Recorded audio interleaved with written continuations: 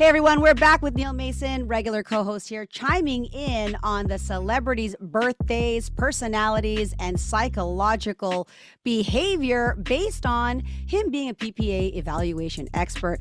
Welcome back, Neil. We were recently chatting about Diddy. We've had a number of conversations, but now we're going to chat a little bit about Justin Bieber, talking a little bit about his birthday, his involvement in this Diddy scandal. Clearly a lot of empathy for Bieber right now, given that he was introduced to Diddy at the tender age of 15 and was with him for 2 days. No adults present. I mean, Diddy's the adult, but now we're thinking, oh my gosh, was he the right person to be left alone with for 2 days? And also Diddy on camera saying, we can't disclose, the things that are going to go on in the next 2 days. So let's start with Justin Bieber, his birthday. What can you tell us about his birthday and just some insights around his personality? So let's get back to Justin Bieber and let's talk about him. So his birthday's March 1st. And this Pisces, as you know, and your audience knows, but you understand that we don't look at just Pisces because there's 12 different signs in the year: Aries, Capricorn, Pisces, Leo, Sagittarius, Virgo, so forth. Cancer. We go to the exact day, and the reason we go to the day is there's more data. It's more specific. We may look at the day before, February 28th or 29th in a leap year, or March 2nd. But we're not going to look at all Pisces because it's just too vague. Right. And some of the positive things about Justin's birthday, and it's obvious because you'll see it, but remember, this is the day, and this is why he's such a hit, he's such a superstar, is artistic. And we know he's artistic, technical. And if you listen to Justin, the ear, the technicality, music for him is a science, art is a science. Very ambitious, obviously, we know. But here are the things, too, that's fascinating about Justin.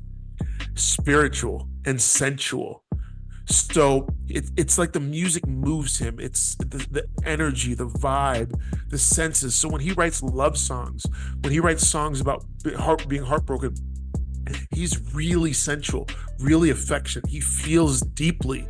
And then a couple other things, he's brilliant. He's a genius. So those things, and if you know Pisces, and again, we talk about it, you know, the thought is Pisces are very sensitive people, which we are. I'm Pisces as well. I'm born March 9th, so I'm right a few days after Justin, but very sensitive, very intuitive, but also very lonely and in his feelings. And he's written songs about being lonely, being depressed. And I know, Carm, eventually we want to get to talking about Diddy, but there's things in his birthday I think that you're going to find fascinating.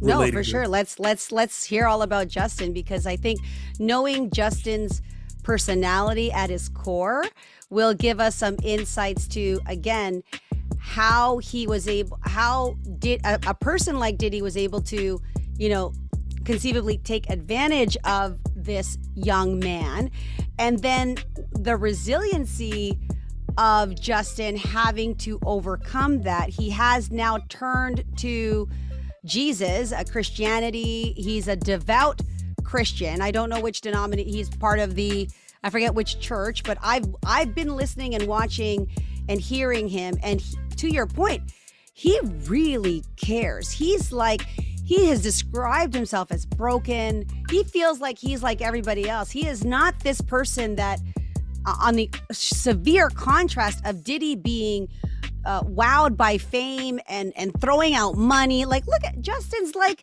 I kind of relate him to Keanu Reeves, right? Or Keanu Reeves is like the coolest dude. He doesn't walk around with flashy suits and like ruffles and feathers on the suit and studded out diamonds. Like, he's just a regular dude from Stratford, and he's not allowing this money and fame to get to him. So go on. I think it's important that we know about his personality. Well, let's just let's just kind of throw it out there. His birthday says, like Diddy. So each birthday has words assigned to it. And we talk about good and bad words, but one of his bad words, like Diddy's, escapist. Okay. So, and we relate escapism to two things. One is being out of body, meaning you can do something and not know it was you. Right. So the other is violence. But violence doesn't actually have to be, you don't have to be the predator. You can be the victim. Okay. So Diddy's the predator out of body. Bieber might be the victim out of body. And there's a video that with Diddy and Justin where the one where, Diddy kind of pats him down to see if he's got a wire. And you could just see Justin as the lamb getting ready to be slaughtered. Oh, yeah. And there was even one when he was 15 and he's like, how come you don't call me anymore? Justin didn't even give him his number. And it was on air. He's like, oh, do you want my... Like, he was stuttering. The kid was stuttering. He looked nervous as heck. And here's why, in my theory on this. As an escapist, and listen, there's victims, and the victim mentality is really difficult to look into because sometimes people blame victims. Why did you let this happen? Why didn't you run? Why didn't you leave the predator? Why didn't you leave the abuser? Because in the moment, the victim, the way they defend themselves is by getting out of body. So they're not being victimized themselves.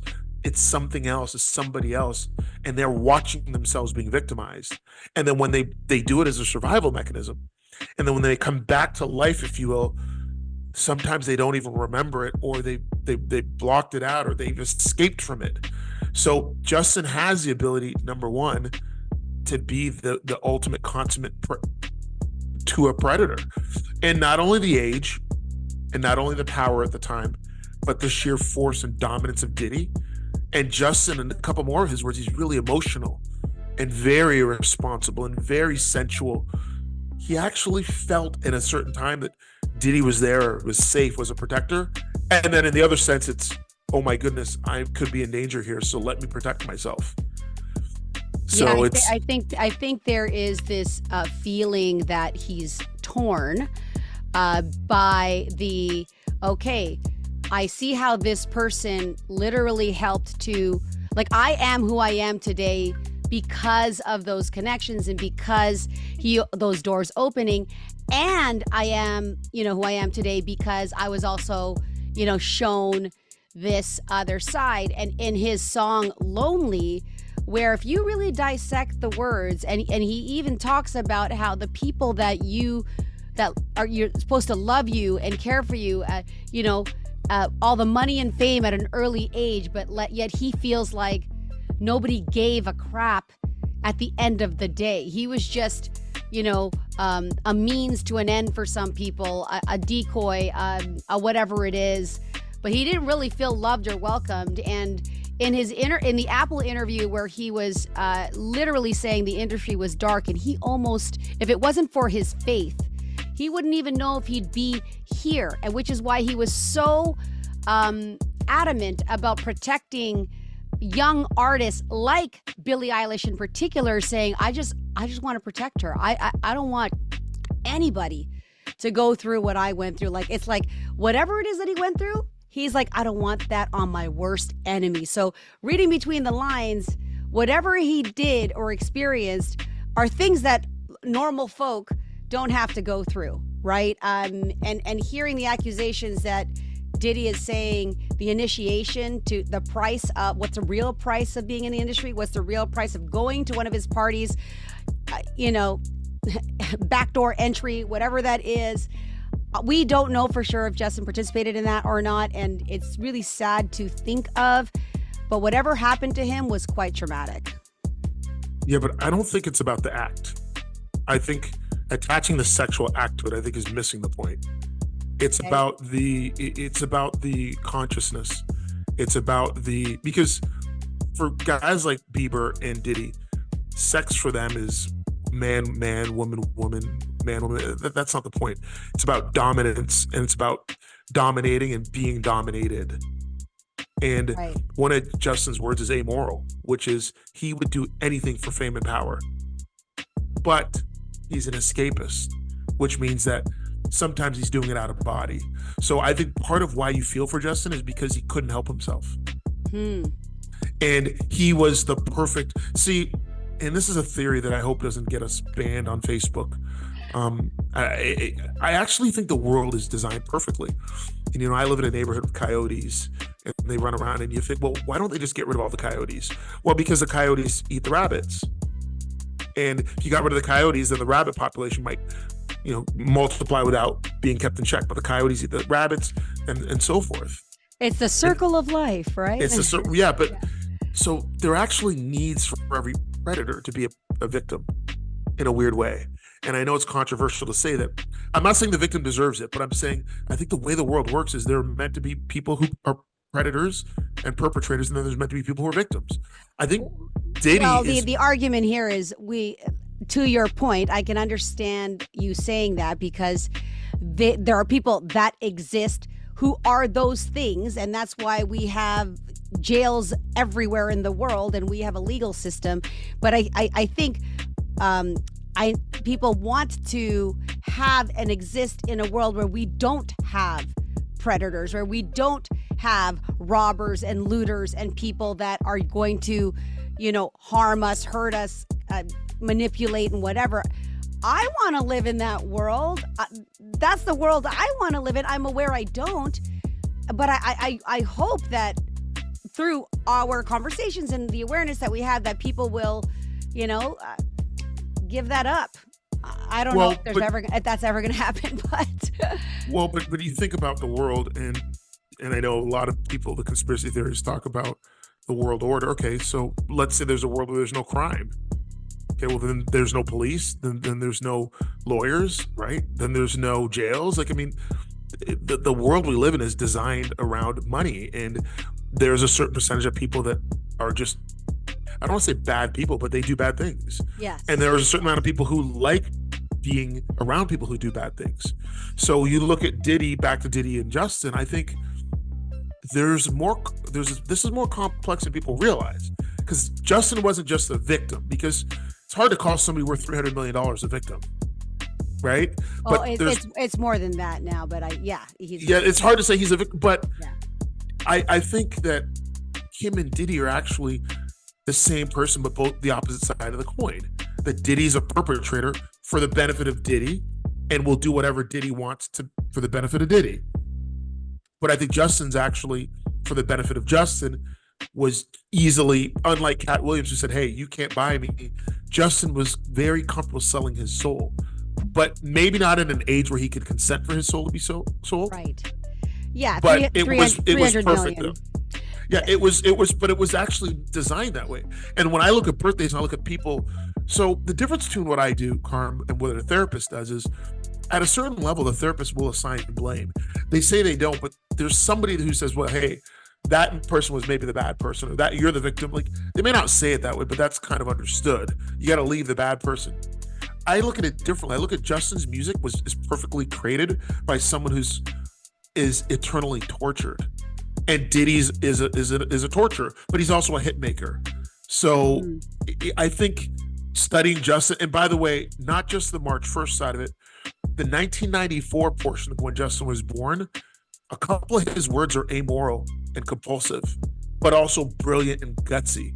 So my mentor told me this, there's two sides of the coin. The sword cuts both ways. What makes him so talented and so intuitive and so sensual and so connecting, there's also a side of him that's also a little bit designed to basically be hurt, but also to take advantage of people. Complex. Yeah. In a recent interview where he was talking about his faith and his path to faith, and he did say he loves being a family man. He said he needs that structure. And he said, be choosing every day to love God and to be, to choose this life. He said it's not easy. He goes, I still feel temptation. I still have the desire and need to do bad things. I just don't choose to. He's kind of saying, like, I live this amazing life now, but it's not because my brain isn't saying, oh, check this out.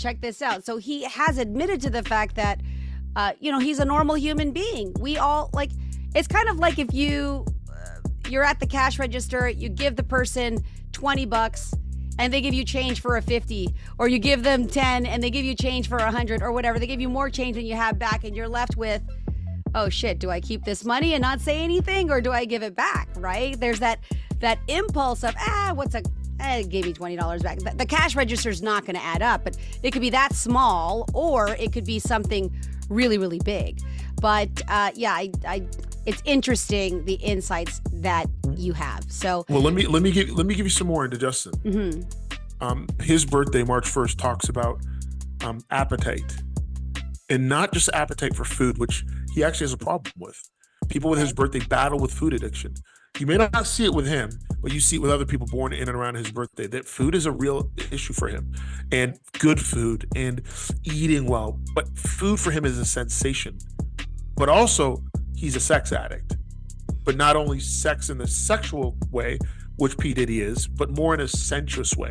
So the connection, we talked about holding hands, cuddling, massage. So he needs that sort of reassurance, that sort of touch, that sort of connection. So there's a sexual appetite, there's a sensuality, there's a food, so Justin is an addict, right? And that's why he's struggling, and he does need the structure of religion, but he's constantly going to be battling with who he is.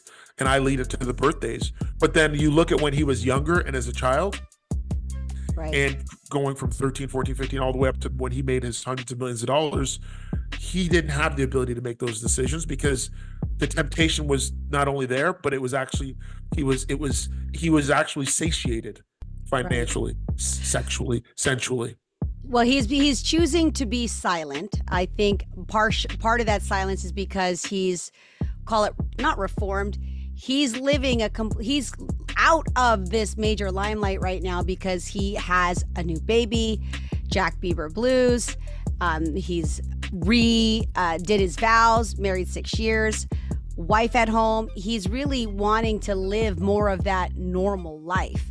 Are you surprised by his silence? Do you think that he will speak up in soon or say anything, or like, what are your predictions on that? I think there's three things. I think number one, he's an escapist. So I think the things he did in his past life, either he's completely blocked out, or he doesn't remember, or he wasn't there because it was out of body. Right. So I think number one is that part of his life is past. I really believe he believes that. Okay. So that would be number one. Number two is he realizes that this is his chance for safety, because sometimes guys like Diddy and Bieber and a lot of other celebrities, when you're worth that much money, that much fame, that much power, you become a prisoner to your circumstances. Because think about it, Carm, you and I can actually go to a club, a bar, a restaurant, a game without being, he's actually a prisoner to himself.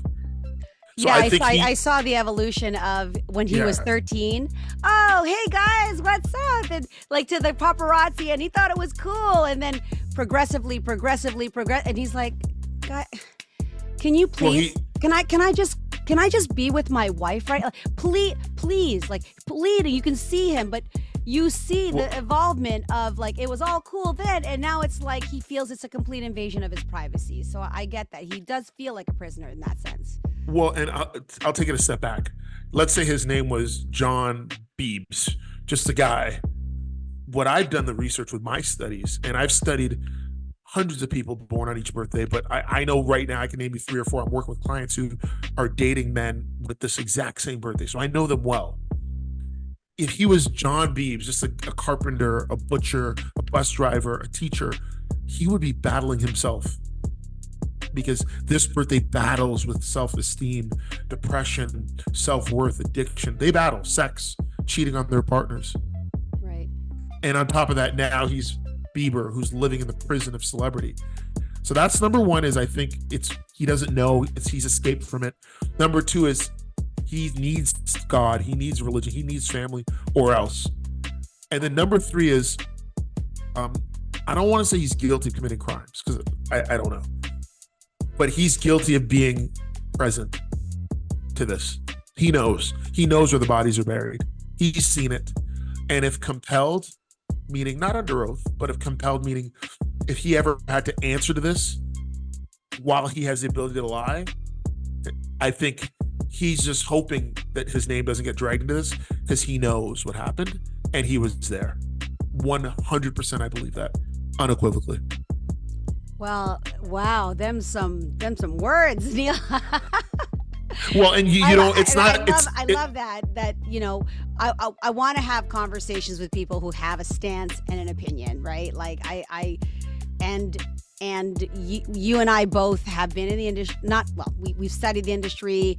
You've worked with a lot of celebrities, high profile people. We won't talk about that, as have I. I've been around them face to face with many of these celebrities, and which is why, you know, we're co-hosting this conversation right now. That's interesting. I think for me, I believe, you know, whether he was there or not, and certainly we see evidence of him being there. There's no question he was there. What he saw, what he didn't see, what he remembers, that's another thing, right? Because there is, when you go through trauma, your brain really literally can shut off. And he definitely was a child. So for him to be able to say, maybe take the plea of, I don't remember, that could be true statement too. That could be very much a true statement. And I believe he just wants, at this point, to live as normal of a life as possible, however unrealistic that might seem for a megastar like Justin. I don't know that many people who do not know Justin Bieber, right? Like, he is like, he was paid $10 million to go to that Mumbai, to sing at the Mumbai wedding, and everybody in India knew him. Like, I don't think there's anybody in the world that doesn't know Justin Bieber. You know, I'm surprised he's not worth $1 billion. He probably could be. But right now, he's just enjoying his life. So thanks so much, Neil. We definitely will be back with more conversations. If you're enjoying our celebrity, you know, breakdown of birthdays and personality, write in the comments who you want Neil to be breaking down next. He can break down any relationship, birthday, business, whatever you got, and reach out to him personally if you've got a question. Any final thoughts, Neil? Yeah, I think we're here to help, and if we can be of service, or if some of these videos are serving you or helping you, or you want to see us break down other celebrities, maybe with your birthday, so send us a celebrity with your birthday. We'll break it down for you, and you'll be able to relate to it for sure. But yeah, thanks for having me, Carm. Thank you. Bye, guys.